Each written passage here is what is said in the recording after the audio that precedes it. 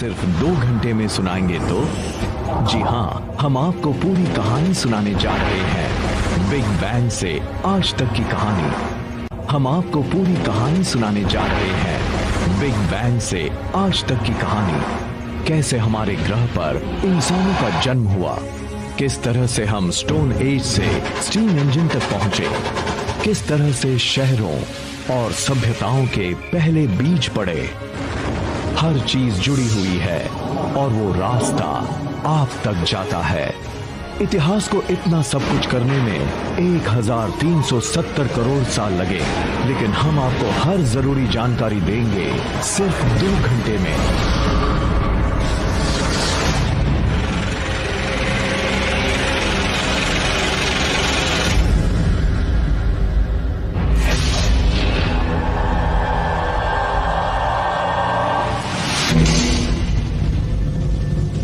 ये है हमारा नवजात ब्रह्मांड। आने वाले दिनों में जो भी होगा, जिस भी चीज का वजूद होगा, उसकी शुरुआत यहाँ से हुई। ऊर्जा के इस छोटे से स्रोत से, वो स्रोत जो एक परमाणु से भी छोटा है। हम आज जिस इतिहास को जानते हैं, उसकी शुरुआत बड़े ही रहस्यमय हुई थी। हम वजह तो शायद न जान पाए, लेकिन हमारे ब्रह्मांड में अचानक विस्फोट हो गया।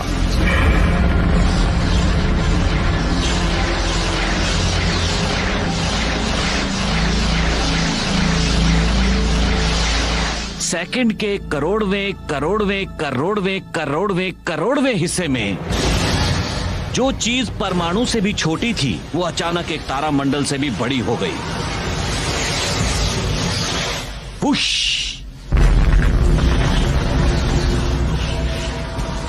आप जिसे देख रहे हैं वो ऊर्जा है, और अगले 2 घंटे में हम जो दिखाने जा रहे हैं उसे समझने के लिए ये बेहद अहम है। सेकेंड के एक मामूली से हिस्से में बिग बैंग ने इतनी ऊर्जा पैदा कर दी जो आज तक मौजूद है। इतनी ऊर्जा जिससे हर तारा रोशन है, हर जीव को जिससे ताकत मिलती है। हम जितनी भी ऊर्जा का इस्तेमाल करते हैं वो उस वक्त की है जब कायनात बनी थी। जब हम कार में पेट्रोल डालते हैं, तब हम उस ऊर्जा का इस्तेमाल करते हैं जो बिग बैंग के वक्त बनी थी। हम ब्रह्मांड की ऊर्जा का इस्तेमाल करते हैं।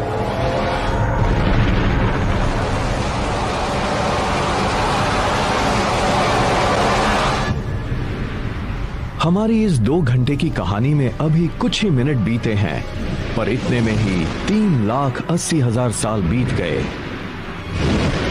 अब आप देखने वाले हैं हमारे असली पूर्वजों के जन्म को, पहले परमाणुओं को। ये है हाइड्रोजन। ब्रह्मांड इसकी मदद से ही हमारे आसपास की हर चीज बनाने वाला है। हाइड्रोजन एक बेसबॉल टीम की तरह होती है। हम सोचते हैं कि किस खिलाड़ी को हम टीम में रखें। मुझे एक ब्रह्मांड बनाना है, उसकी शुरुआत हाइड्रोजन से करूंगा, क्योंकि उसमें बहुत ज्यादा गर्मी और दबाव होता है और उससे कई किस्म के परमाणु बनाए जा सकते हैं। पहले परमाणु ब्रह्मांड में उड़ने लगे, लेकिन अच्छी बात यह हुई कि वो बराबरी से नहीं फैले थे, क्योंकि ज्यादा परमाणुओं वाले छोटे पॉकेट्स में शुरुआती ब्रह्मांड को गढ़ने वाले ग्रेविटी ने अपना जादू दिखाना शुरू किया।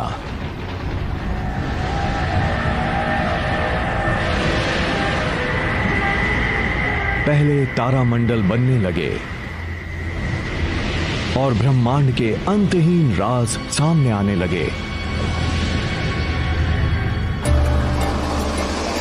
पूरे इतिहास में जब भी किसी एक जगह पर ज्यादा ऊर्जा और तत्व जमा हुए, वहां जटिल चीजें होने लगी। पूरे ब्रह्मांड में कई ऐसे इलाके थे जहां पर बहुत बड़े पैमाने पर क्रिएटिविटी, साइंस और आर्ट नजर आ रहा था, और कई नई संस्कृतियां भी बनी, क्योंकि बहुत सारी चीजें एक दूसरे से इंटरैक्ट करने लगी थी। जाहिर सी बात है, जहाँ भी कुछ होगा वहाँ नई चीजें विकसित होंगी ही, और जहाँ कुछ है ही नहीं, वहाँ पर क्या विकास हो सकता है।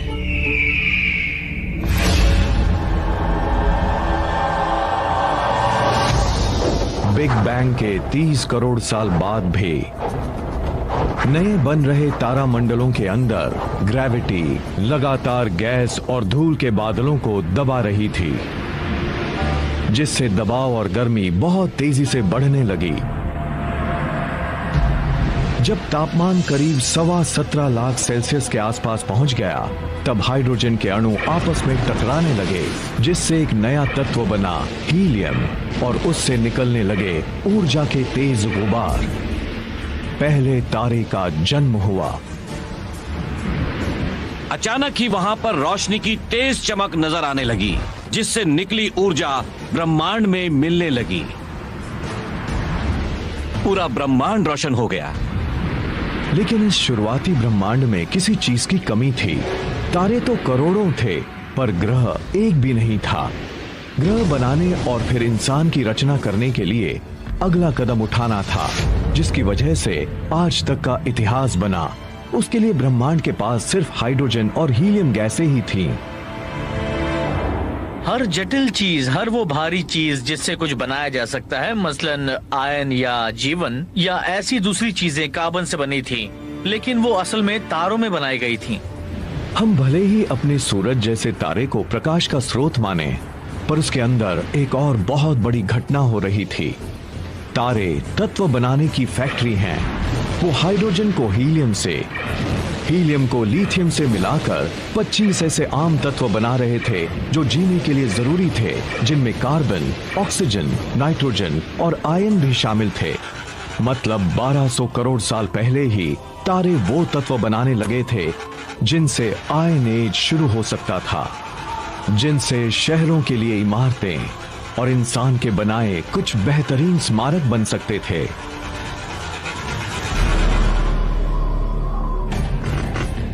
लेकिन स्टैच्यू ऑफ लिबर्टी देखने से पता लगता है कि शुरुआती ब्रह्मांड के सामने अगली चुनौती क्या थी। इस मूर्ति का फ्रेम तो लोहे से बना है, लेकिन इसकी खाल जिस चीज से बनी है वो इतनी भारी थी कि तारों में नहीं बन सकती थी। बात चाहे लेडी लिबर्टी की त्वचा बनाने की हो या शादी की अंगूठी के लिए सोने की या न्यूक्लियर रिएक्टर्स के लिए यूरेनियम की, कुछ तत्व ऐसे होते हैं जिन्हें बिल्कुल अलग तरीके से बनाना पड़ता है। तारों के पास इस काम को अंजाम देने लायक ऊर्जा नहीं थी, लेकिन जब तत्व बनाने वाली फैक्ट्री में इतना दम ही ना हो तो उसे उड़ा देने में क्या बुराई है। पहले तारे बनने के कुछ लाख साल बाद ही उनमें से कुछ में अचानक विस्फोट हो गया। वैम! इन विस्फोटों को सुपरनोवा कहते हैं, और ये ब्रह्मांड में बिग बैंग के बाद सबसे बड़े विस्फोट थे। उससे जो ऊर्जा निकली उसने ज्यादा भारी तत्वों को एक दूसरे में मिलाना शुरू किया। विस्फोट के साथ वो तारे तो खत्म हो गए, लेकिन उनसे बना यूरेनियम, सोना और हमारी दुनिया में मौजूद दूसरे तत्व, जिनमें से एक तांबा भी था। पीरियोडिक टेबल ऑफ एलिमेंट्स असल में ब्रह्मांड में मौजूद पिंडों की एक लाइब्रेरी है, जिनसे हमारी दुनिया बनी। उनमें से ज्यादातर चीजें तो उस खास केमिस्ट्री सेट से ही निकली थीं।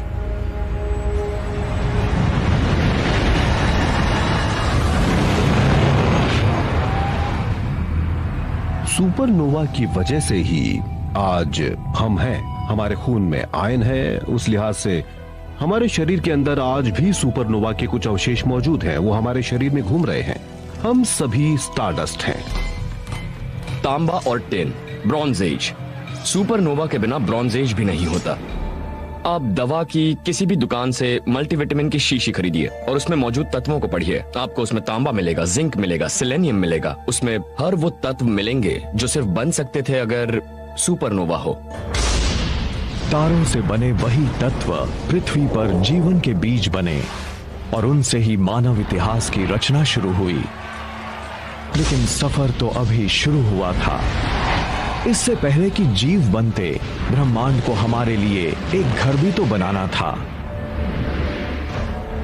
सही घर बनाने के लिए हमें हर जरूरी चीज एक जगह पर जमा करनी पड़ती है।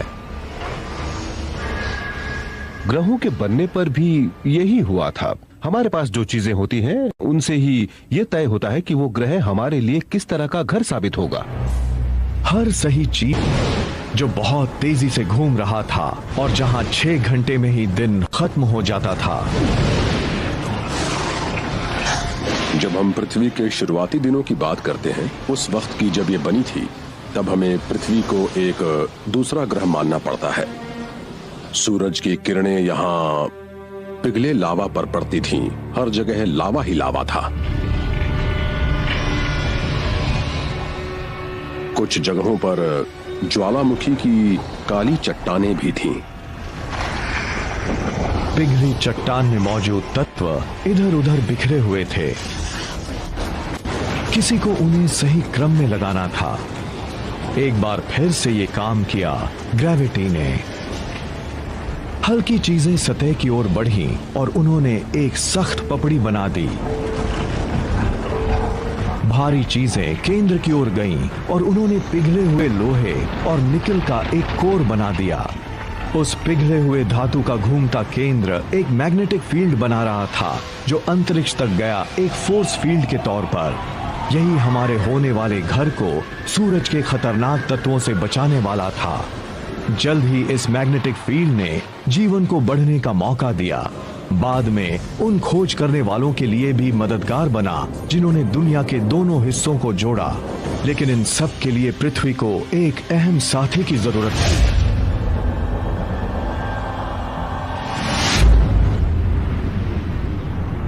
450 करोड़ साल पहले मंगल ग्रह के बराबर का एक पिंड करीब 40,000 किलोमीटर प्रति घंटे की रफ्तार से पृथ्वी से टकराया।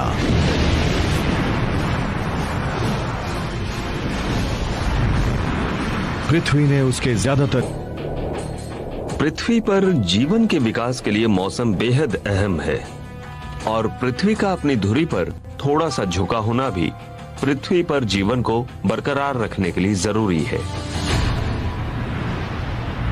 चांद की ग्रेविटी की वजह से पृथ्वी की घूमने की रफ्तार भी कम हुई, जिससे हमारे दिन अब 6 घंटे की बजाय 24 घंटे के होने लगे।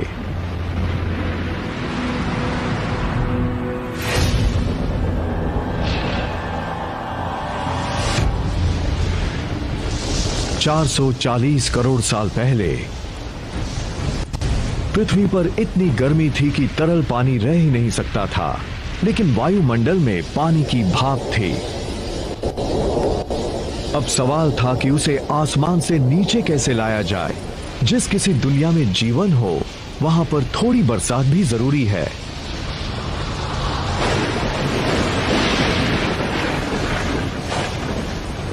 कई लाख साल पहले जब पृथ्वी ठंडी हुई, तब बारिश होने लगी, जिससे तालाब बने, झीलें बनी और फिर महासागर बने। 380 करोड़ साल पहले हमारे ग्रह के पास एक चांद था, एक महासागर था, लेकिन वो वैसा नहीं था जैसा कि आज हम देख रहे हैं।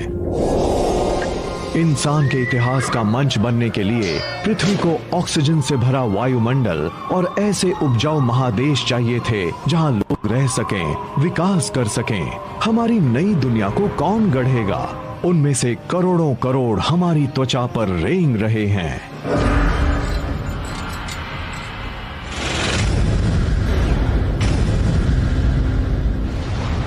हम आपको दुनिया का इतिहास 2 घंटे में बता रहे हैं। बिग बैंग से लेकर आज तक की कहानी।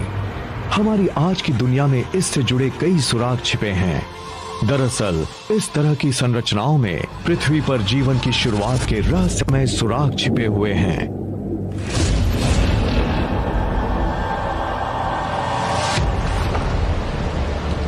$380 करोड़ साल पहले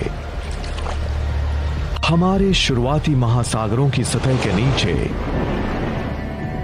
एक नई क्रांति हो रही थी। 6 मामूली से तत्व, जिनमें से एक बिग बैंग से निकला हाइड्रोजन भी था और तारों से बने ऑक्सीजन, कार्बन और नाइट्रोजन भी थे। इन सब ने मिलकर जीवों की रचना शुरू कर दी, हमारी भी।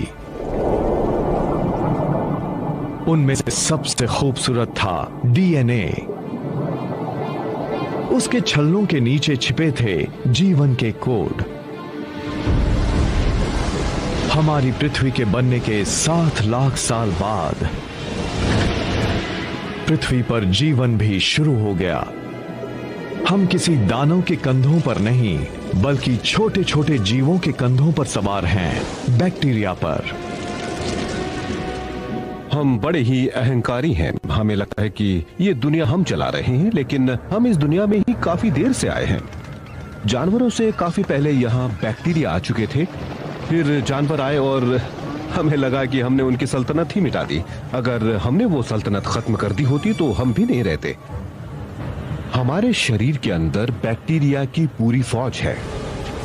असल में हम सब के शरीर में इतने बैक्टीरिया हैं जितने की पूरी दुनिया में इंसान। कई करोड़ों साल तक इस दुनिया पर इस तरह के जीवाणुओं का ही राज था। नवजात ब्रह्मांड की तरह शुरुआती जीव भी छोटे और मामूली थे, लेकिन वो संभावनाओं से भरे थे। उसने किस तरह से नए नए रूप लिए, हम उसके बारे में ही देख रहे हैं। उनमें हम भी एक हैं, और ये जानने के लिए हमें वक्त की शुरुआत में जाना होगा। हमने ये तो देखा कि आज जो भी ऊर्जा है वो बिग बैंग से निकली थी। हर जीव को जीने के लिए अपने हिस्से की ऊर्जा चाहिए थी। हम उसे जितना साधते उतना ही उसका इस्तेमाल कर पाते और उतने ही जटिल बनते जाते। बिग बैंग से निकली करीब करीब सारी ऊर्जा हमें सूरज से मिली। करीब 250 करोड़ साल पहले कुछ खास बैक्टीरिया ने महसूस किया कि उस ऊर्जा का इस्तेमाल जीने के लिए कैसे किया जा सकता है। इस कोशिश में उन्होंने दुनिया के इतिहास का सबसे कीमती कचरा भी पैदा किया, ऑक्सीजन। जल्द ही ऑक्सीजन ने हमारी दुनिया को नए सिरे से गढ़ा, लेकिन उसके पहले उसे एक और अहम काम करना था। दुनिया के शुरुआती महासागरों में आयन भरा था। ये तो सब जानते हैं कि जब लोहे से ऑक्सीजन मिलती है तब क्या होता है। मैं एक छोटा सा बैक्टीरियम हूँ। मैंने ऑक्सीजन के अणु बनाए हैं और ये है लोहे का बड़ा सा गोला। ये लीजिए, लगा दी जंग। जंग लगा लोहा महासागरों के तल पर जमा होने लगा। कई करोड़ों साल बाद ये विशाल ढेर बाहर आया तो दुनिया के लिए लोहे और स्टील का एक अहम स्रोत बन गया। लोहे के उसी ढेर की वजह से बाद में औद्योगिक क्रांति शुरू हुई। इस तरह से ब्रुकलिन ब्रिज और इंडस्ट्रियल एज के दूसरे बड़े लैंडमार्क्स किसी न किसी रूप में पृथ्वी पर जीवन की शुरुआत से जुड़े हैं। जब महासागरों में जंग लगाने के लिए लोहा नहीं बचा, तब ये बैक्टीरिया एक दूसरे काम में जुट गए। उन्होंने इतना ऑक्सीजन बनाया महासागर भर गए और वो वायुमंडल में जाने लगी। उसके बाद तो हमारा ग्रह हमारे सौर मंडल के दूसरे ग्रहों से बिल्कुल अलग बन गया। इसके बाद जीवन ने एक लंबी छलांग लगाई।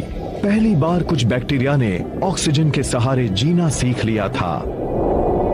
यानी हम जो सांस आज ले पाते हैं उसका इतिहास करीब 250 करोड़ साल पुराना है। करोड़ों साल बाद भी जीव उनके सहारे रहे जिनसे उन्हें फायदा हो रहा था। ऑक्सीजन ने कहानी बदल दी थी। उसकी शक्ति को साध कर जीवों ने ऊर्जा का एक नया स्रोत ढूंढ लिया था, और वो स्रोत उसके पहले के किसी भी स्रोत से 20 गुना ज्यादा सक्षम था।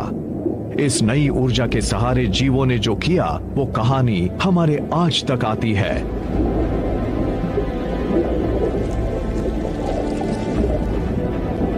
अगले 200 करोड़ साल में जीवन और जटिल हो गया था। आसमान नीला हो गया और उसकी वजह से महासागर भी नीले नजर आने लगे। अब ज्यादा बड़े और ठोस महादेश यानी कॉन्टिनेंट्स उभरने लगे थे। पृथ्वी काफी हद तक वैसी लगने लगी थी जिसे आज हम अपना घर कहते हैं।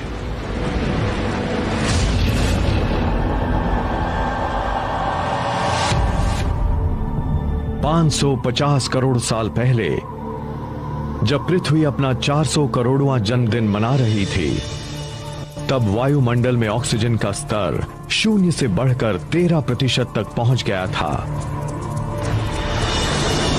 आप एक गहरी सांस लीजिए, क्योंकि अब पृथ्वी पर उथल पुथल होने वाली है।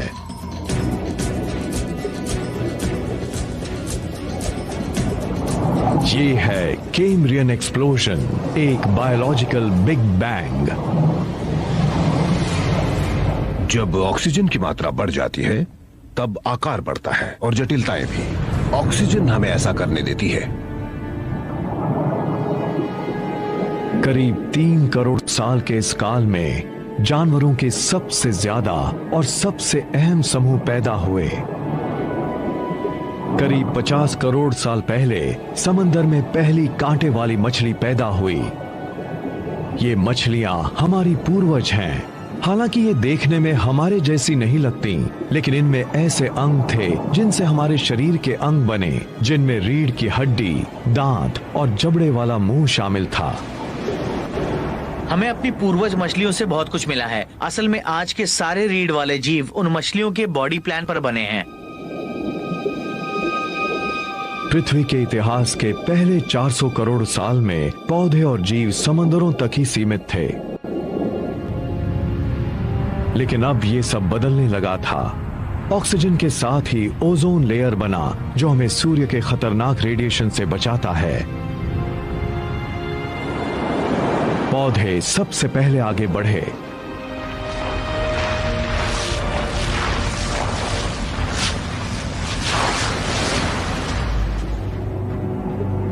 करीब 40 करोड़ साल पहले जीव भी आगे बढ़ने को तैयार हो गए। सबसे पहले आए वो एम्फिबियंस, जिनके कई वंशजों में से एक हम भी हैं। जानवरों के विकास के सिलसिले में मुझे जो बात सबसे दिलचस्प लगती है वो है एम्फिबियंस का प्राचीन महासागरों से बाहर आना और जमीन पर आकर हवा में सांस लेना। ये तो वैसा ही है जैसे हमारे दादा के दादा के दादा के दादा समंदर से बाहर आए हों और इस दुनिया का नजारा किया। उसे देखकर उन्होंने कहा होगा, अरे मैं तो यहाँ रह सकता हूँ। उन पेड़ों को, कीड़े मकोड़ों को देखो, यहाँ खाना भी है, मैं यहाँ रह सकता हूँ।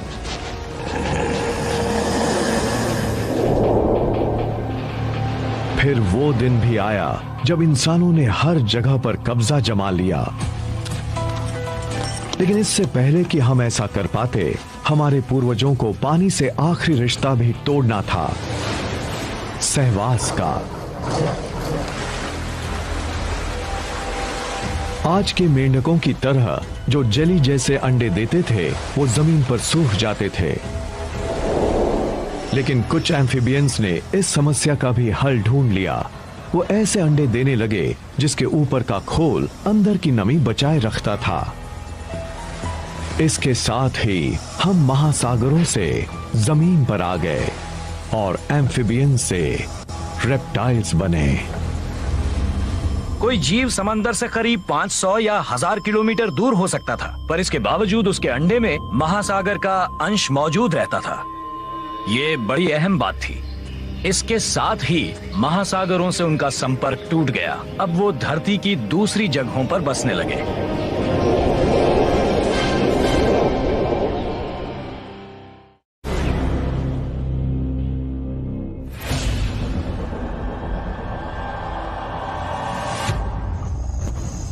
तीस करोड़ साल पहले जीवन विशाल हरे भरे दलदलों में पल रहा था, लेकिन पृथ्वी वहां पर एक नया खेल रच रही थी। वहां पौधों की मौत होती तो वो वहीं पर दफन हो जाते थे। बिग बैंग से जो ऊर्जा पैदा हुई थी, वो पौधों के जरिए जमीन के नीचे तक जाने लगी थी और कोयला बनने लगा था। ये आने वाले करोड़ों साल बाद इंसानों के लिए एक बेशकीमती तोहफा साबित होने वाला था।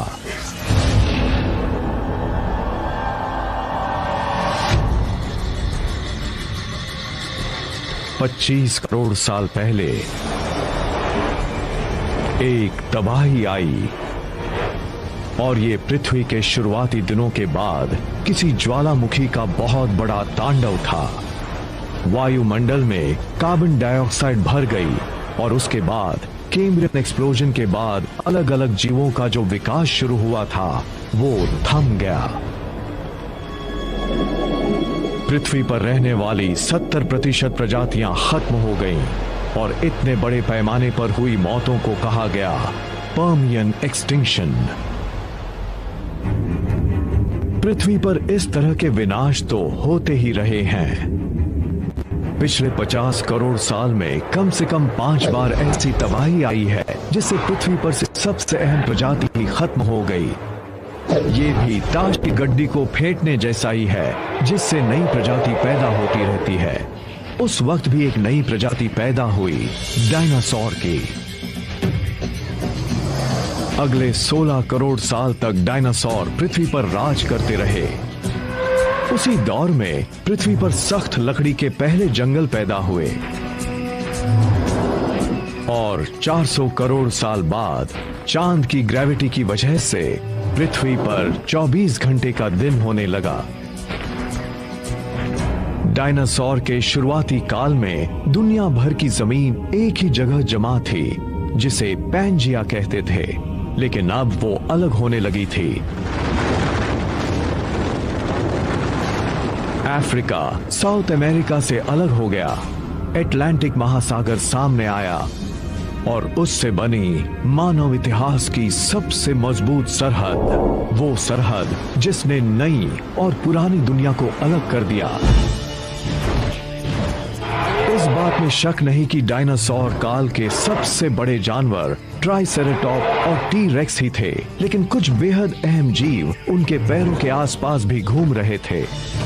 अगर हम अपनी जड़ों को ढूंढने की कोशिश करें तो पाएंगे कि हम रेंगने वाले विशाल भारी भरकम जीवों के बीच रहने वाले श्रू जैसे छोटे स्तनधारी जीव थे।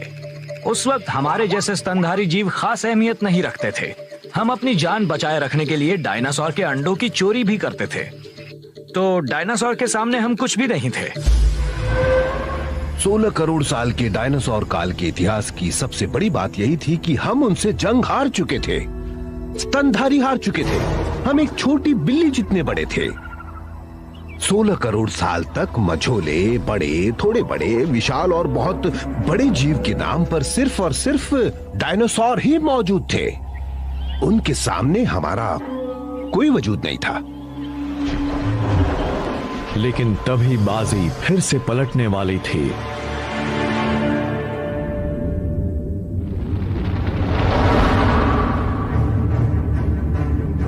साढ़े 6 करोड़ साल पहले करीब 10 किलोमीटर चौड़ी चीज जो शायद एक एस्टेरॉयड था पृथ्वी से टकराया।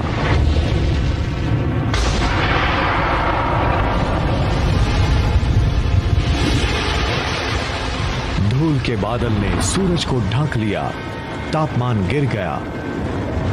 पृथ्वी पर रहने वाला 25 किलो से ज्यादा वजन का हर जीव खत्म हो गया। डायनासोर का काल खत्म हो गया।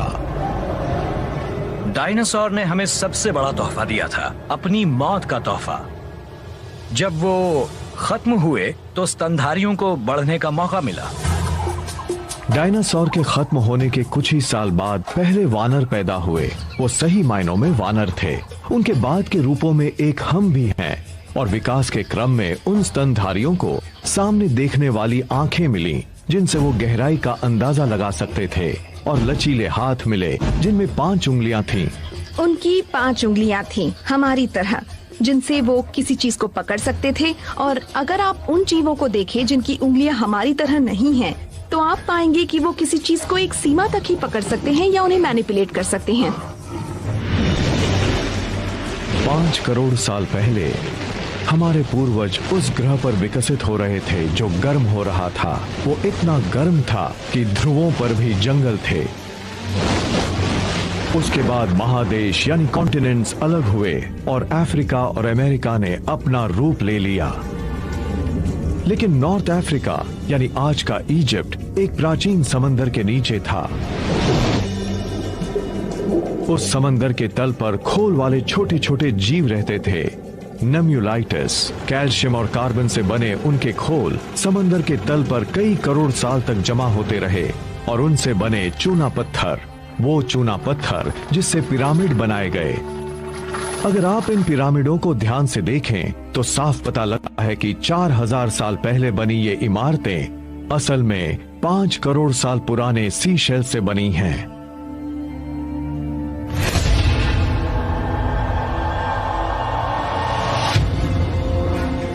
एक करोड़ साल पहले पृथ्वी वो रूप लेने लगी थी जिसे हम आज देख रहे हैं। कोलोराडो नदी ग्रैंड कैनियन बनाने लगी थी। हिमालय जैसी पर्वतमालाएं खड़ी होने लगी थीं। वो इतनी ऊंची थीं कि उनसे मौसम का पैटर्न बदलने लगा। उससे पृथ्वी भी ठंडी होने लगी थी। पनामा का इस्थमुस अब नॉर्थ और साउथ अमेरिका को जोड़ने लगा था। इसके बाद अटलांटिक और प्रशांत महासागर एक दूसरे के करीब आए तो महासागरों में उफान आ गया और दुनिया आइस एज की ओर जाने लगी। जब पृथ्वी ठंडी होने लगी तब हमारे वानर पूर्वज गर्म इलाकों में ही बने रहे, लेकिन एक ऐसा जीव उभरने लगा था जिससे उनके वजूद को खतरा पैदा हो गया था।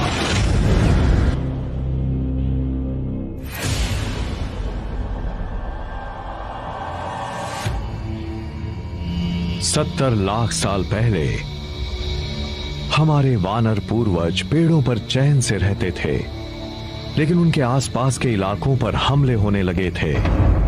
इस नए खिलाड़ी ने भी मानव इतिहास पर उतना ही असर डाला जितना कि पृथ्वी के किसी और जीव ने। आप शायद इस बात पर यकीन न करें, पर हमारे वजूद के लिए एक चीज बेहद अहम थी और वो चीज थी घास। दुनिया के करीब हर इलाके में एक ही वक्त पर घास के मैदान नजर आए।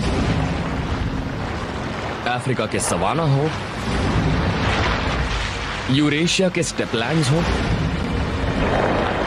या फिर नॉर्थ अमेरिका के प्रेरीज, या फिर अर्जेंटीना के घास के मैदान, घास दुनिया में हर जगह थी। ईस्ट अफ्रीका में घास के मैदानों ने हमारे वानर पूर्वजों के जंगल के घरों में घुसपैठ कर ली थी। जब पेड़ कम बचे और उनके बीच दूरी बढ़ गई, तब हमारे पूर्वजों को उसके मुताबिक ढलना पड़ा। वानरों ने देखा कि एक ही पेड़ पर बहुत ज्यादा वानर रह रहे हैं, जबकि वहाँ खाने की कमी है। तब उन्हें खाने की तलाश में एक जगह से दूसरी जगह पर जाना पड़ा और उन दो जगहों के बीच थे घास के मैदान। अब वहां तक पहुंचने का एक तरीका तो था बेतहाशा भागो और दूसरा तरीका ये था कि घास के मैदानों में खाने की जो चीजें हैं उनका ही फायदा उठाओ, वही खाओ। इसके बाद कुछ वानर तो इस वीरान नए घर में आ गए। ये जगह उन वानरों के लिए ज्यादा अच्छी थी जो दो पैरों पर चलते थे। वो लंबी घासों के ऊपर से सिर उठाकर अपने दुश्मनों पर नजर रख सकते थे। दो पैरों पर चलना एक बहुत ही अहम विकास था, क्योंकि उससे दोनों हाथ खाली रहते थे। हाथों ने भी मानव इतिहास को गढ़ा है।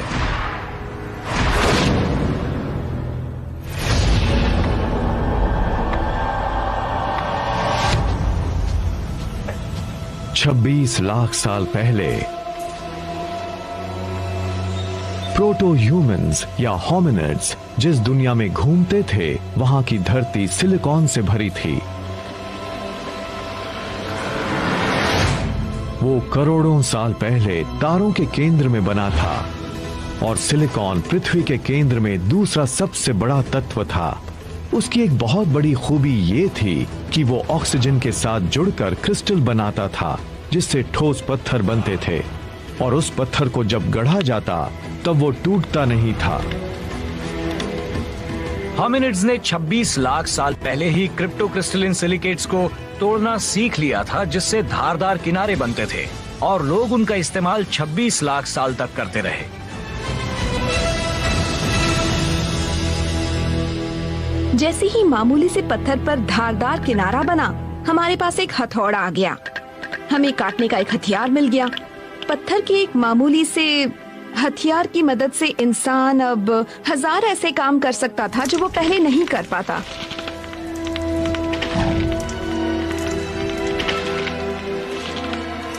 उस छोटी सी टेक्नोलॉजी ने हमारे पूर्वजों को वो हुनर दे दिया था और उसका फायदा हमें भी मिला। सिलिकॉन से पहला टेक्नोलॉजिकल रेवोल्यूशन शुरू हुआ और हम स्टोन एज में पहुंच गए। लाखों साल बाद हम उसकी मदद से हाथ से इस्तेमाल होने वाले औजारों का प्रयोग करने लगे और सिलिकॉन की एक और रासायनिक खूबी ने उसे फिर से टेक्नोलॉजी के चरम पर पहुंचा दिया था। इंसान बनने की दिशा में हमारा जो अगला कदम था वो हमारी पृथ्वी में छिपा एक गहरा राज था। पूरे ब्रह्मांड में सिर्फ पृथ्वी के पास ही वो खास शक्ति थी।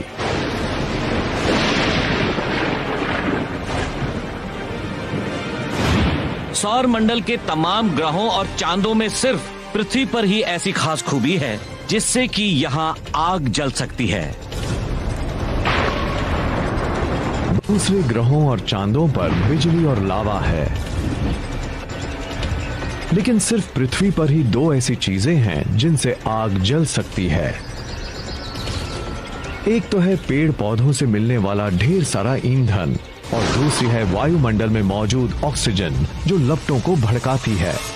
अगर यहाँ आग नहीं जल पाती तो हम आज भी भटकते ही रहते। होमो सेपियंस ने आग के इर्द गिर्द अपनी दुनिया बनाई थी।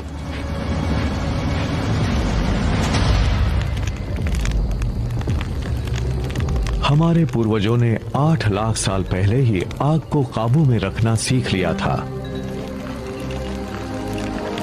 ये वो हुनर था जो हमें शुरुआत से जोड़ता है। आप ये तो नहीं भूले होंगे कि बिग बैंग से कितनी ऊर्जा निकली थी और उस ऊर्जा में से अपना हिस्सा पाने के लिए किस तरह से मुकाबला शुरू हुआ था। आग पर खाना पकाने का मतलब था कि हमें खाने को पचाने के लिए एक और पेट मिल गया था जो हमें ज्यादा कैलोरी देता था, ज्यादा ताकत देता था, इससे ज्यादा बड़े दिमाग को सहारा मिल रहा था। आग एक बेहतरीन टेक्नोलॉजी भी थी। जल्द ही हमने मिट्टी से बर्तन, धातु से हथियार और पानी से भाप की शक्ति का इस्तेमाल सीख लिया। अगर हमारे पास आग नहीं होती तो इंटरनल कंबशन इंजन भी नहीं होते, आग नहीं होती तो धातु नहीं होते, आग के बिना रबर नहीं होता। ये वो टेक्नोलॉजी थी जिसने उनके लिए संभावनाओं के दरवाजे खोल दिए जो उसका इस्तेमाल करना जानते थे।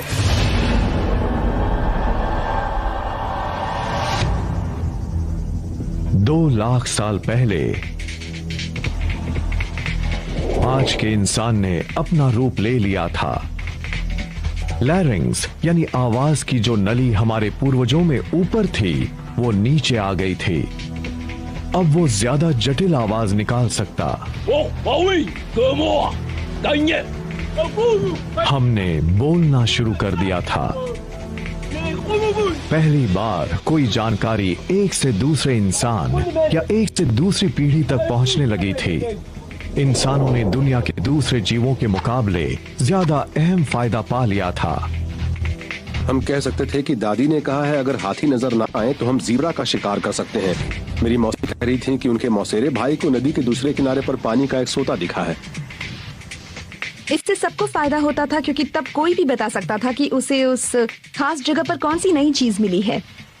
भाषा की वजह से हम एक अकेले कंप्यूटर की बजाय नेटवर्क्ड कंप्यूटर्स बन गए थे और हर जानकारी बांट सकते थे। अब किसी को किसी के अनुभव के सहारे नहीं रहना था। अब हर इंसान किसी और से वो जानकारी पा सकता था जो उसके पास थी। ये बहुत बड़ा फायदा था और कोई और जीव ऐसा नहीं कर सकता था। एक प्रजाति के तौर पर इंसान ज्यादा समझदार हो गया था। अब पूरी दुनिया खेल का मैदान बन गई थी और हम खेलने को तैयार थे। 1 लाख साल पहले इंसान कहीं जा सकता था। हमारे पास फुर्तीले हाथ और प्राचीन हथियार थे। हम बात कर सकते थे, आग को काबू में रख सकते थे। अब हम अपने अफ्रीकन घर को और बड़ा कर सकते थे। उस रास्ते पर चल सकते थे जो लाखों सालों में बना था। महादेश यानी कॉन्टिनेंट्स खिसके तो अफ्रीका और यूरेशिया जुड़ गए और उससे बनी एक बहुत बड़ी जमीन जिसका नाम था अफ्रो यूरेशिया।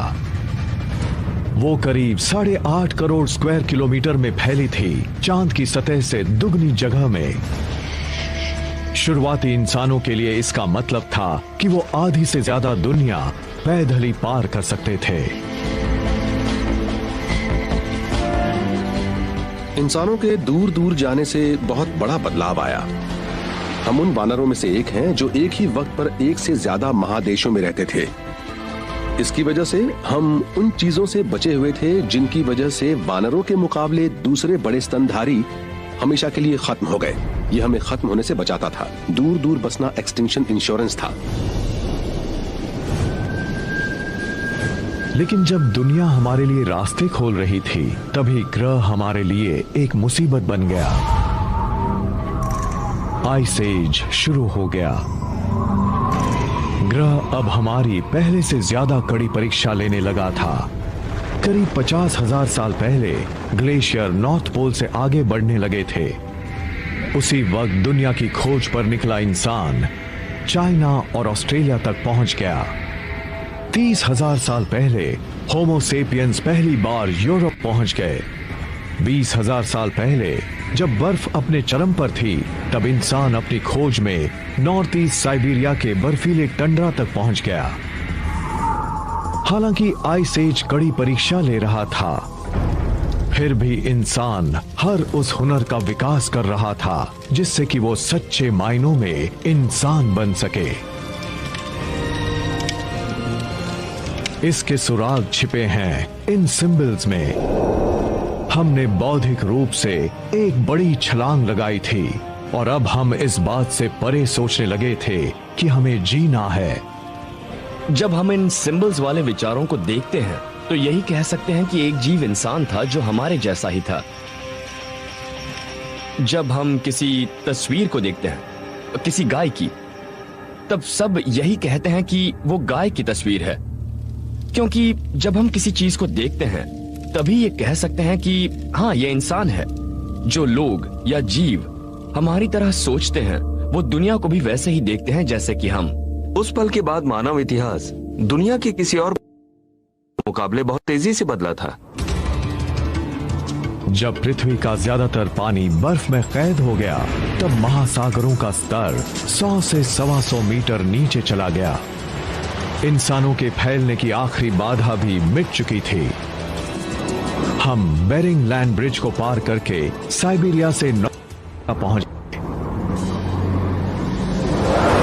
हम दुनिया के इतिहास की कहानी सिर्फ 2 घंटे में सुना रहे हैं और 1 घंटे में ही 1300 करोड़ साल से ज्यादा का वक्त गुजर गया। तैयारियों के इन सालों में इंसान वजूद में आए और दुनिया भर में फैल गए। इसके बाद मानव का वो इतिहास शुरू हुआ जिसे हम जानते हैं।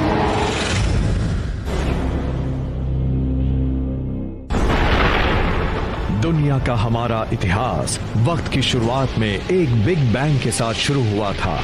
फिर हमने करीब 1400 करोड़ साल का सफर तय किया। इंसान इस मंच पर अहम भूमिका निभा रहा था, इसलिए ये जानना जरूरी है कि उस इतिहास में हमारी भूमिका कितनी छोटी सी है। इस बात को आसानी से समझने के लिए हम 1400 करोड़ साल के इतिहास को 14 साल का इतिहास मान लेते हैं। उस लिहाज से देखें तो हमारी पृथ्वी सिर्फ 5 साल पुरानी है, यानी ब्रह्मांड के इतिहास का करीब 1/3 हिस्सा। बड़े बड़े जीव करीब 7 महीने पहले पैदा हुए थे। उस पैमाने पर डायनासोर करीब 3 हफ्ते पहले खत्म हुए। इंसान का पूरा इतिहास सिर्फ 3 मिनट का है।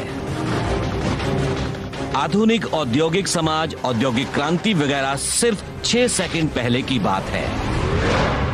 इससे तो मुझे यही पता लगता है कि ब्रह्मांड के पूरे इतिहास में इंसान बस कुछ देर के लिए ही आया है। इंसान ने कुछ देर के लिए ही सही, पर अपनी चमक दिखाने के लिए करोड़ों साल तक इंतजार किया था। तारे और ग्रह धीरे धीरे तत्वों को सही क्रम में लगा रहे थे। ताकि हम इंसानों का इतिहास लिखा जा सके।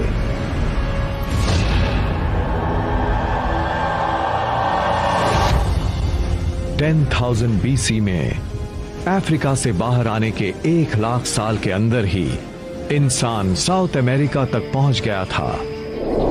वहां इंसान का सामना आइस एज की मुश्किलों से हुआ, लेकिन हमारी मौत नहीं हुई, बल्कि हमने खुद को उस माहौल में ढाल लिया। हम ज्यादा समझदार हो गए थे। उसके बाद हमने पूरी दुनिया में अपनी बस्तियां बसा ली, समंदर किनारे से पहाड़ की चोटियों तक, हरे भरे मैदानों से लेकर रेगिस्तानों तक, हर जगह इंसान थे। हमारे सबसे करीब पूर्वज चिंपैंजी ट्रॉपिक्स में रहते थे। वो सिर्फ ट्रॉपिक्स में ही रहते थे, लेकिन इंसानों ने पूरी दुनिया को अपना घर बना लिया था। आइस एज ने ऐसे नए रास्ते बनाए जिससे इंसान दुनिया भर में फैलते चले गए, लेकिन तभी बर्फ पिघलने लगी और महासागरों का स्तर एक बार फिर से बढ़ने लगा। इंसान अपने अपनी जगह पर 2 अलग अलग दुनिया में फंस गए और वो उन इलाकों में जो कुछ भी मिल रहा था उनके सहारे जीने की कोशिश करने लगे। जब ग्लेशियर पिघले तो उनसे झील, नदियां और खाड़ियां बनी। उसके बाद वो नक्शा बना जिसे हम जानते हैं। अफ्रीका में तेज बारिश की वजह से लेक विक्टोरिया और लेक एल्बर्ट का पानी बढ़ा, जिससे इजिप्ट में नील नदी बन गई। यूरेशिया में दूसरी नदियां बनी। आज के इराक यानी तब के मेसोपोटामिया में टाइग्रिस और यूफ्रेटिस नदियां बनी। आज के पाकिस्तान में इंडस नदी का जन्म हुआ। चाइना में येलो और यांगसी नदियां बहने लगी। बर्फ की उन चादरों के पिघलने के बाद इन सारी नदियों ने ही मानव इतिहास को गढ़ने में बड़ी अहम भूमिका निभाई थी। इन नदी घाटियों की उपजाऊ जमीन और वहां के पानी ने सभ्यता के पहले बीज बो दिए। आइस एज के बाद जब मौसम गर्म हुआ तब पौधे और इंसान भारी संख्या में बढ़ने लगे और तब इंसान एक ही जगह पर बसने लगे। स्थायी बस्तियां बसने लगीं, आबादी बढ़ने लगी।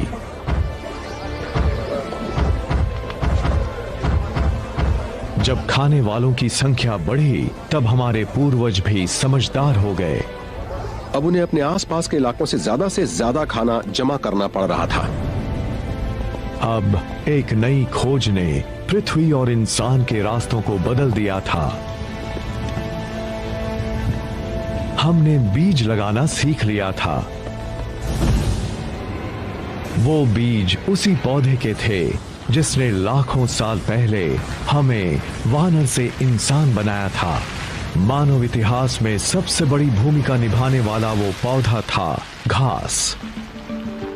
घास का बीज बहुत छोटा होता है, उसे खाते नहीं हैं। अब मैं एक जंगली भैंस का शिकार करूं या घास खाऊं, जाहिर है शिकार ही करूंगा। लेकिन कमाल की बात ये थी कि घास के बीज दुनिया की सबसे अहम फसल बन गए। उसे उन संग्रह और शिकार करने वाले लोगों ने हजारों साल तक नजरअंदाज किया था। लोगों ने उनका इस्तेमाल तब शुरू किया जब उनके सामने और कोई चारा नहीं रहा। घास की जिस प्रजाति को हम अच्छी तरह से जानते हैं, पहचानते हैं, वो है गन्ना, गेहूं, जौ और राई भी घास की ही प्रजातियां हैं। हर तरह का अनाज घास की ही एक किस्म है। इसका मतलब है कि वो सिर्फ हमारी शान बढ़ाने वाले लॉन तक ही सीमित नहीं थी, वो एक ऐसा खाना भी थी जिसके सहारे पूरी सभ्यता टिकी हुई थी। उससे ही हमें सबसे ज्यादा कैलोरी मिल रही थी। एक बार फिर से बात आती है बिग बैंग की। हर जीव की कहानी का केंद्र है वो ऊर्जा जो उस महाविस्फोट से निकली थी और जिससे हम सभी अपना हिस्सा पाना चाहते थे। जिस तरह से ऑक्सीजन ने हमें बढ़त दिलाई, आग ने हमें ज्यादा कैलोरी लेने की ताकत दी, उसी तरह से खेती भी ऊर्जा के क्षेत्र में एक क्रांति थी। संग्रह शिकार करने वाले इंसान को जीने के लिए करीब 25 स्क्वायर किलोमीटर में भागना पड़ता था। इतनी दूरी में उसे जीने लायक पौधे और गोश्त मिल जाते थे, लेकिन एक किसान सूरज की ऊर्जा की मदद से उस इलाके के सिर्फ 10वें हिस्से में ही अपनी जरूरतें पूरी कर लेता था। पिछले आइस एज के बाद जब मौसम गर्म हुआ तब दुनिया में करीब आधा दर्जन जगहों पर खेती की जाने लगी थी। लेकिन भौगोलिक रूप से देखें तो पौधों और पालतू बनाने लायक जानवरों का सबसे बड़ा समूह नजर आया मध्य पूर्व के उपजाऊ इलाकों में। मिडिल ईस्ट में कई किस्म के जीव नजर आने लगे थे और उन जीवों को पालतू बनाया जा सकता था, जीवों को भी और पौधों को भी। बात जब जानवरों की आती है तो नाम आता है सूअर, भेड़ और बकरियों का। पौधों के मामले में गेहूं की 2 किस्में, राय, जौ, मसूर, अंजीर जैसी चीजों की खेती दुनिया के इस छोटे से हिस्से में की जा रही थी। फर्टिल क्रेसेंट के मुकाबले बाकी के अफ्रो यूरेशिया के सब सहारन अफ्रीका और अमेरिका जैसी जगहों पर जीवों की पालतू बनाने लायक प्रजातियां बहुत कम थीं। ये एक बहुत बड़ा फर्क था। जिन लोगों के पास पौधों और जीवों का सही तालमेल था वो ज्यादा शक्तिशाली बन गए और वो आधुनिकता की ओर भी बहुत तेजी से बढ़े।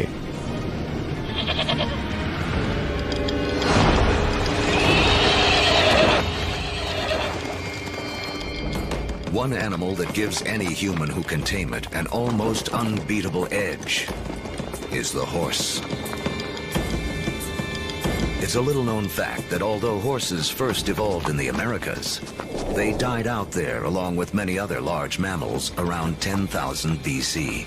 There were at least 3 species of Ice Age horses in North America, maybe more. Some as small as ponies, some as big as Clydesdales. And they had evolved in North America for 40 million years. They're part of the whole history, and then they're gone. They're gone.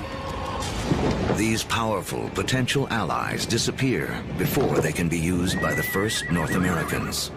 Fortunately, before that happened, large numbers of horses escaped back across the Bering Strait land bridge and spread out across the great grasslands, the steppe lands of Central Eurasia. A narrow escape that had a profound effect on human history. Around 4000 BC, nomadic people in Central Asia learned to tame them for the first time.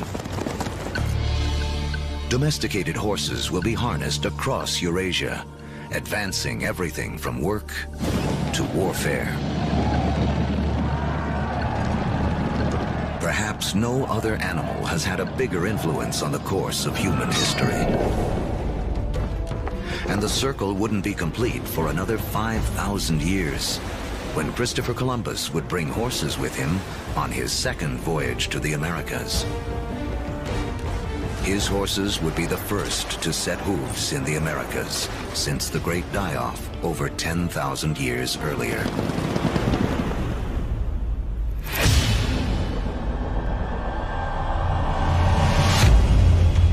"6,000 years ago, domestication of animals and plants sets the stage for the next phase of human history.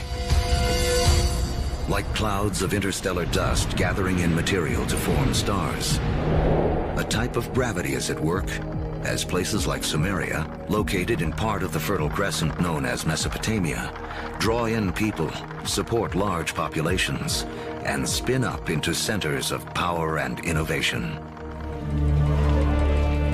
By 3000 BC, some of these Sumerian settlements can truly be called our first cities. One of them, Uruk, has around 50,000 people living in less than 1 square mile. A population density that rivals modern-day New York City.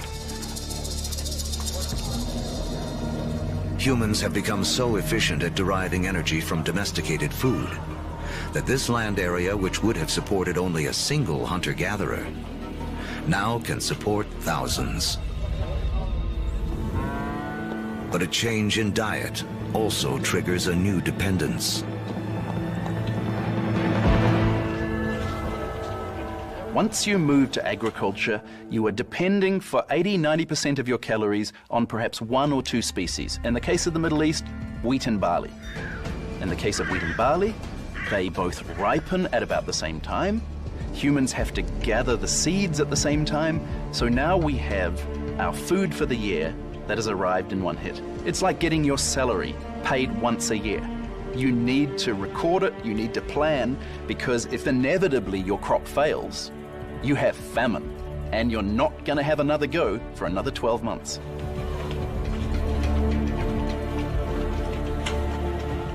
In these first cities, crops are king.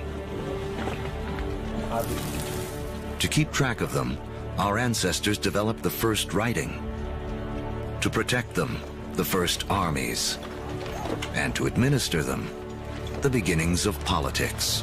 When you have hundreds or thousands of people who are living together, there's simply too many people to sort of run around and create a census. It creates a need for government. It creates a need for some form of social and political hierarchy. Planting seeds has set man on a new path. Settlements have grown into cities. But to take the next epic step from city to civilization, we'll need the help of a very surprising creature.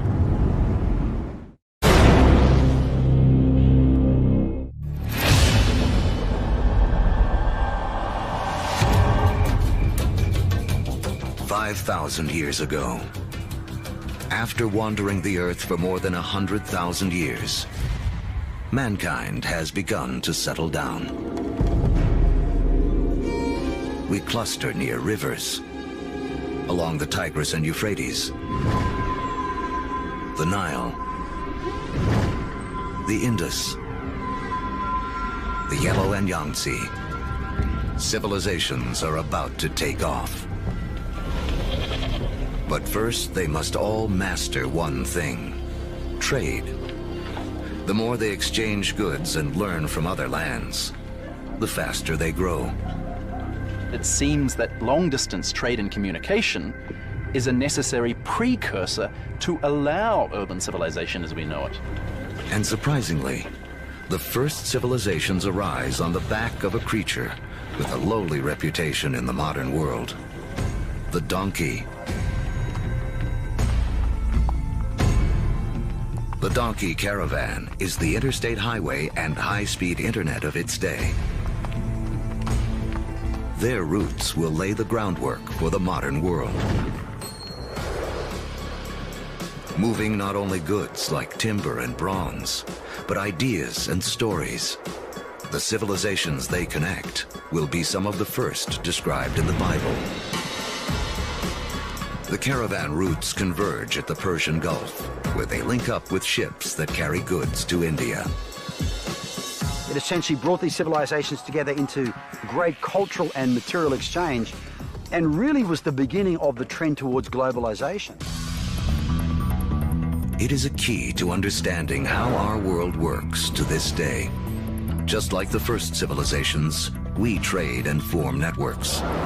These networks form hubs. And throughout history, being at that hub has meant one thing. The amount of ideas, the amount of cargo that passes through a region seems to have a direct correlation to how powerful and important they are.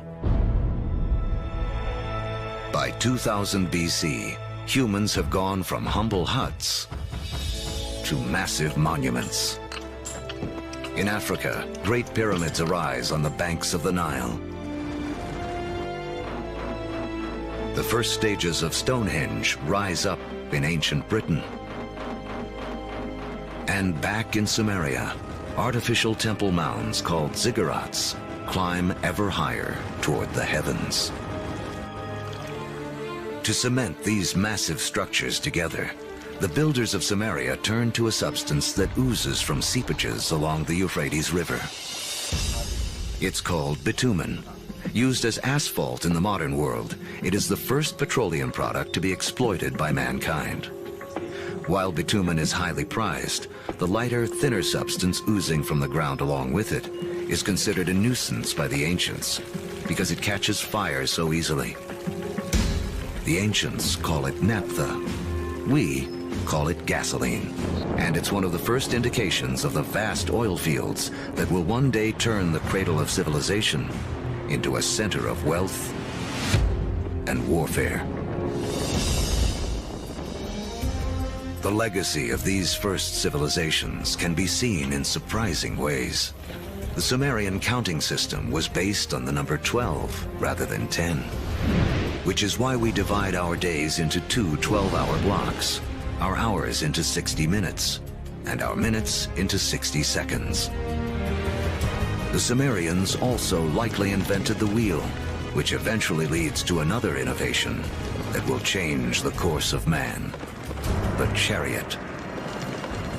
Thus bringing together the Sumerian invention of the wheel, right, with the domestication of the horse that had occurred amongst these nomadic peoples into this really formidable piece of military technology. Around 1200 BC, a chariot-driven clash of civilizations cuts off trade routes for copper and tin, the metals we need to make bronze tools and weapons. But luckily, the stars have made us an alternative: iron. Now, metalsmiths make a crucial discovery. By working at higher temperatures, they can release the power of this ancient metal. Easier to sharpen and 700 times more common on Earth than copper. It is a game changer. Humanity enters the Iron Age.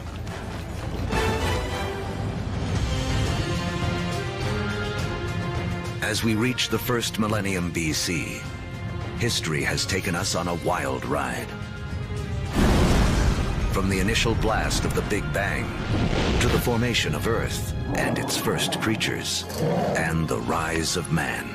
We've seen the Ice Age create bridges to spread mankind around the world, then strand us on different continents, leaving us to survive on what we have at hand. So by 1000 BC, the world remains a divided place. The trade network that connects much of Eurasia and North Africa doesn't yet penetrate the planet's driest deserts or cross the vastest oceans. Cut off by geography are people in places like sub-Saharan Africa and the Americas. With few easy-to-domesticate plants and animals of their own, they remain tied to more ancient ways of life.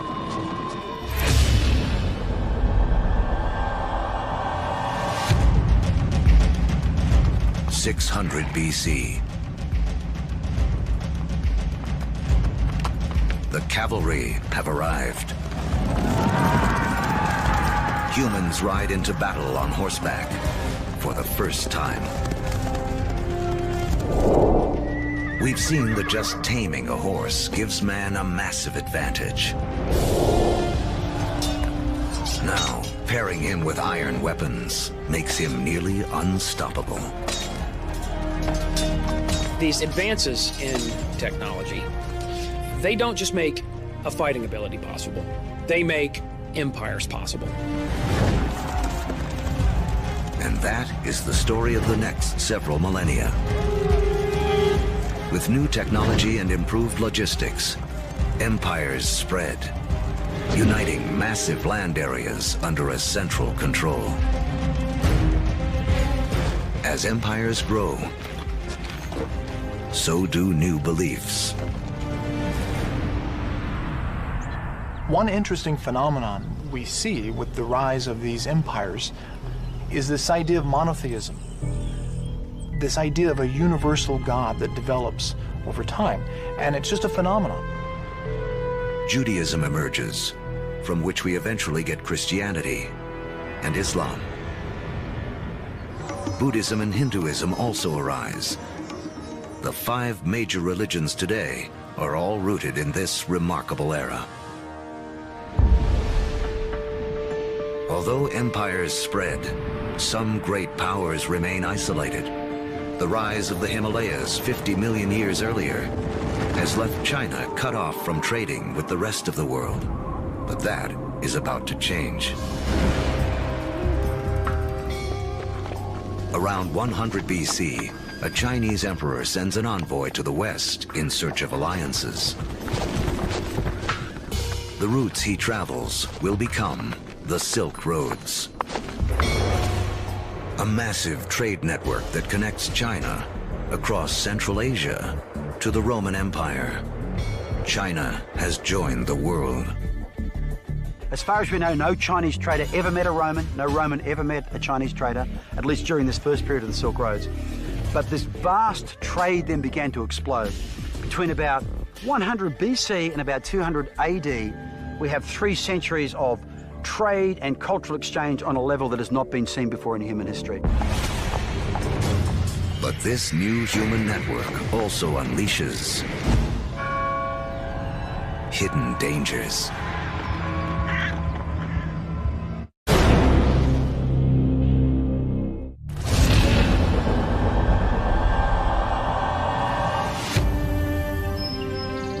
By the beginning of the Common Era, great empires have risen, and a massive trading network connects most of Europe and Asia. But the trade routes also carry an invisible threat. Disease. Massive epidemics that some blame for taking down both the Roman Empire and China's Han Dynasty.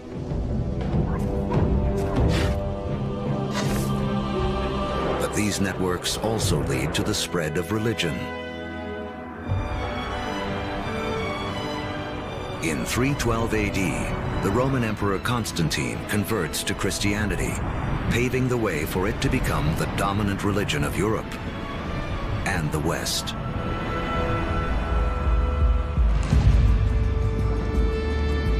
Three centuries later, Islam also emerges. A religion that will, for a time, unify a territory 2.5 times larger than Rome ever was.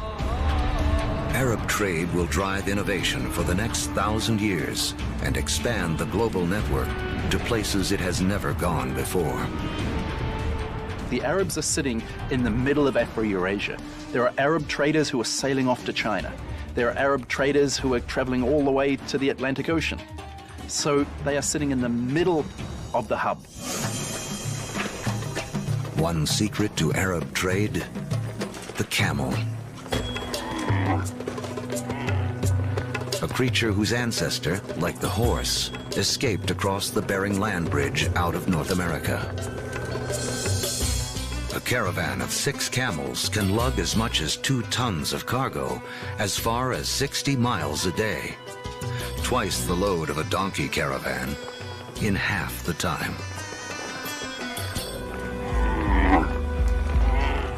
For the first time, camel caravans open up reliable trade routes across the formidable Sahara Desert, leading to the formation of the first states in West Africa.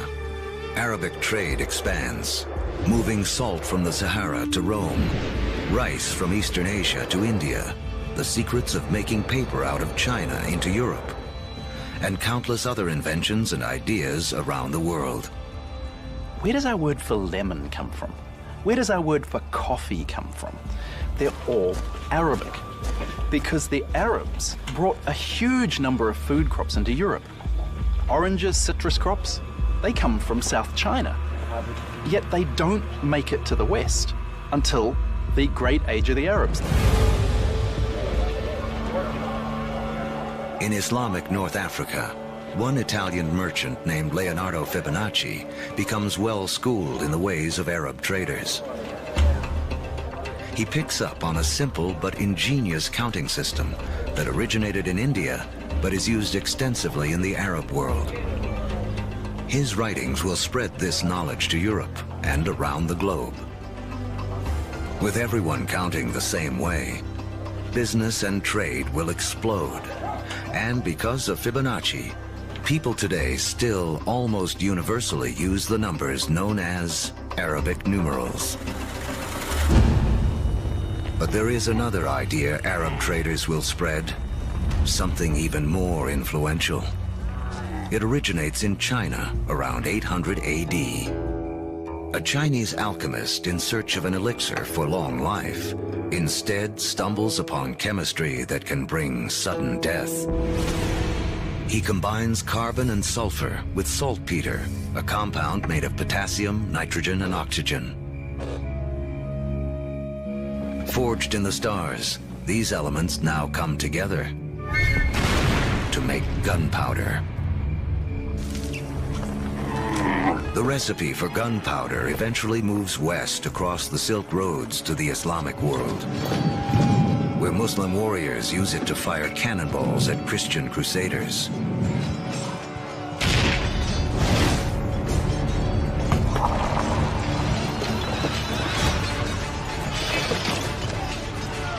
Europeans pick up on the idea, embracing and perfecting gunpowder weapons.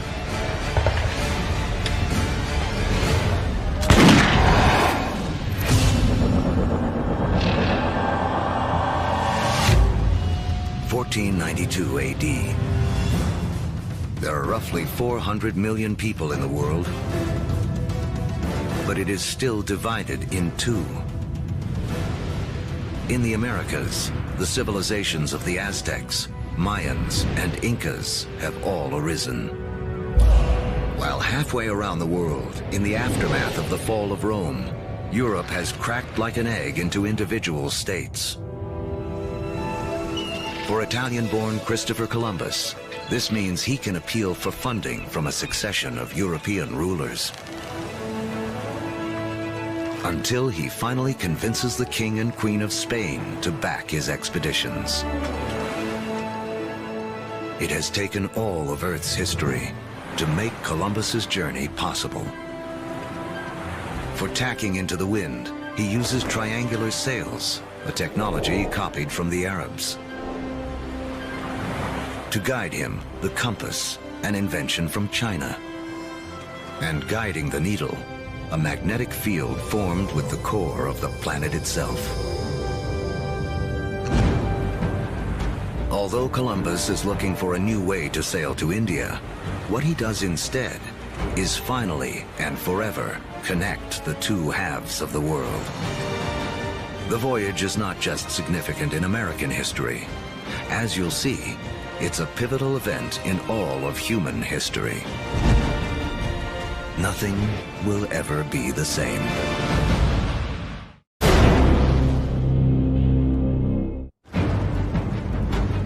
The end of the Ice Age marooned large pockets of humanity on separate sides of the globe for over 15,000 years. Now, that's all about to change. The voyage of Christopher Columbus in 1492 is taught as one of the most significant events in American history. In fact, it's one of the most significant events in all of human history. Prior to that voyage, the Great World Zones had existed largely in isolation. By crossing the Atlantic, Columbus opens up the vast American world zone, these two enormous continents of North and South America, with the millions of people that are living there, the resources that are available. And for the first time, people living in Eurasia become aware of this other part of the world. Until the voyage of Columbus, these people may as well have been living on different planets, so isolated were they. A trade network that started with the first civilizations, connected Europe, Asia, and Africa, now reaches across the Atlantic. In this vast new global network, new hubs will form.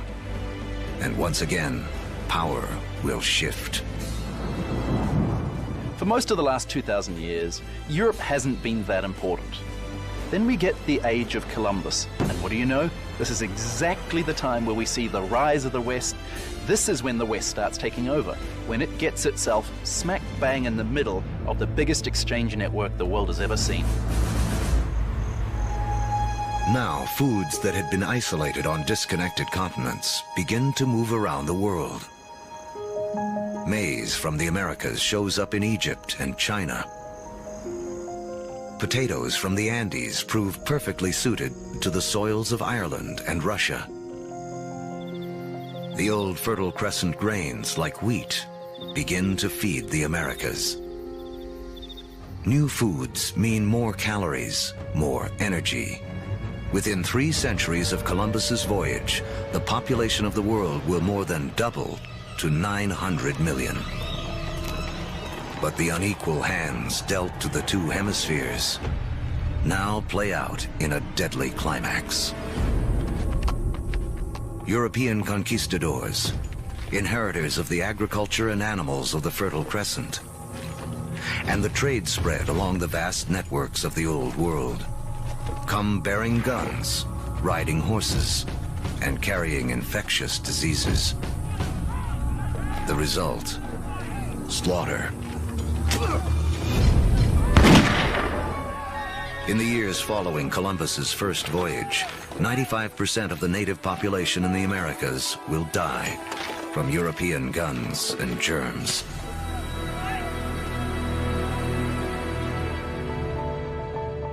Once the hemispheres are connected, nothing can ever be the same. Take the incredible story of sugar. Chemically, it's the only source of fuel for our brains, a substance we are programmed to crave. Raw sugar comes mostly from sugar cane. Once again, a grass will play a central role in the story of mankind. First cultivated more than 6,000 years ago in Asia, Europeans discovered sugar in the Middle East during the Crusades and carried it home. Europe was hooked. But there's virtually nowhere in Europe where sugar can grow. Then we have Christopher Columbus and the discovery of the New World. And the Spanish conquistadors, yes, they initially are very interested in the gold and the silver, but really, they just want to make it rich. They don't care how they're going to make it rich. And once the gold and the silver has been looted, the next step is to open sugar plantations. The Spanish themselves don't want to work in the sugar plantations. They start looking around for a new labor force. And over on the other side of the Atlantic, there is a place where they can buy slaves. And if we look at the history of slavery, the #1 destination of slaves from Africa are sugar plantations. So the history of sugar shapes the development of history through the Middle East, through the Crusades, through the conquest of Mesoamerica, and even the history of slavery from Africa to the Americas.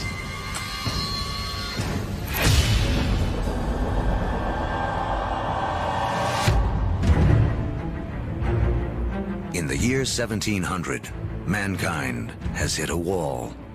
Most humans continue to live simple lives, more like our ancient ancestors than our own. When you think back to the world in 1700, most people were farmers, most people practiced small-scale subsistence agriculture, most manufacturing was done in workshops. In 1700, it takes over a year for cargo and information to circle the planet. Longer than it would take us today to get to Mars. What's holding us back is how we power our lives. In Egypt of 2000 BC, 90% of all work was done by human muscle, with animals kicking in the rest.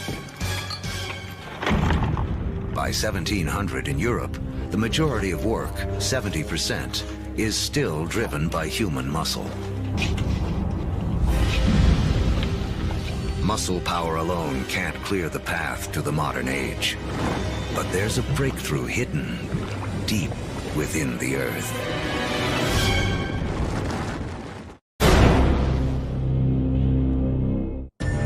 As our history of the world in 2 hours races towards a close, mankind has hit a wall. Human progress is stalled by the limits of our muscle. To break through, we'll need a new way to power our lives and the entire history of the world. Remember that billions of years ago, iron from exploding stars was gathered up into planet Earth during its formation. Thousands of years ago, man started using this iron for tools and weapons. To keep our forges burning, we began cutting down our forests.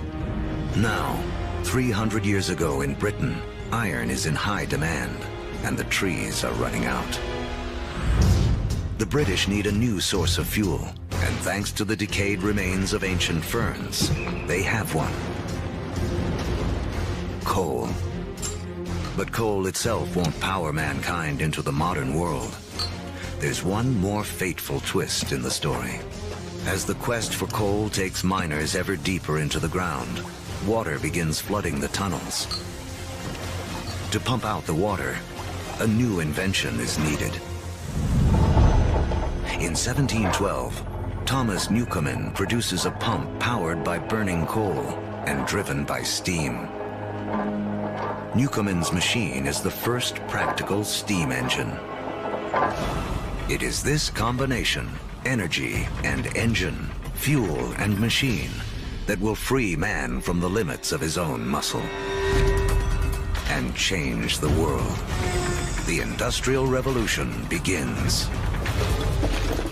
Along with political revolutions in America and later France, this technological revolution forever transforms the landscape of the world. And before long, the Atlantic world has become the new economic, therefore cultural, therefore political, therefore military leader, and will utterly dominate global geopolitics from that moment to this. Trains thunder across the countryside. By the 1870s, the internal combustion engine has arrived, and the Germans invent its killer app, the automobile. Oil, the substance which the ancients considered too flammable to be of any use, becomes the most important commodity on the planet, fueling even more innovation. The telegraph and telephone move messages at lightning speed. With electricity, mankind reclaims the night from darkness. The hub of power has shifted. In 1800, Europeans and their descendants controlled 35% of the land on Earth. By 1900, they control 85%. By the 20th century, fossil fuels and the internal combustion engine have amplified everything, including warfare. That technology meant that military power and military conquest was something that could be international in a way that it had never been before. In the 20th century, almost 3 times as many people are killed as a result of war as in the previous 2,000 years of human history combined. The application of the industrial skills, the industrial technologies of the 18th century reached their culmination, I think, with these extraordinary events. And it's all being driven again by the micro-fossilized bodies of organic entities that disappeared into ancient swamps millions and millions of years ago. The Industrial Revolution also allows the human population to explode. It has taken 200,000 years of human history, from the dawn of man to the year 1900, for the population to reach 1.6 billion. Now, within the 100 years of the 20th century, it nearly quadruples to more than 6 billion. The 20th century is the most extraordinary moment in human history. Never before have we seen change on such a scale.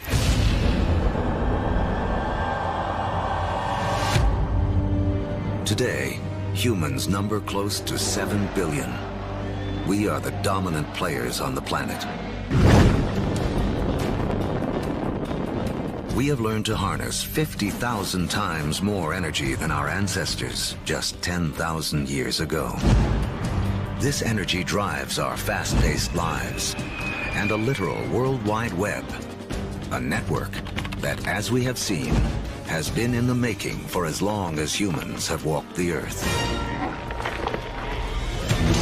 Our 2-hour story is coming to an end, a story that really began 14 billion years ago with a tiny universe where everything was all in one place. Then the Big Bang. All the energy that has ever existed, created in an instant. Gravity sculpted our universe. For billions of years, stars and supernovas created all the elements we would eventually need. Then an extreme Earth took shape and settled into just the right conditions to support life. As the planet evolved, life competed for energy and grew more and more complex. Eventually, the conditions were right for our species to rise. We mastered stone and fire. When the Ice Age came, we spread around the planet. And when the ice melted, we were stranded on different continents. we learned to bend plants and animals to our will. We built cities, then civilizations. We created a vast network that linked empires, joined continents, then crossed oceans. Just when it seemed we had reached our human limit, we found the energy and technology to carry us into the future. On Earth, the seeds of the past have bloomed into a present filled with energy and creativity. The stories of billions of lives have played out against the backdrop of a universe almost too vast to comprehend. In everything that we do, in all that we are, we remain living monuments to the past as we continue to make history every day.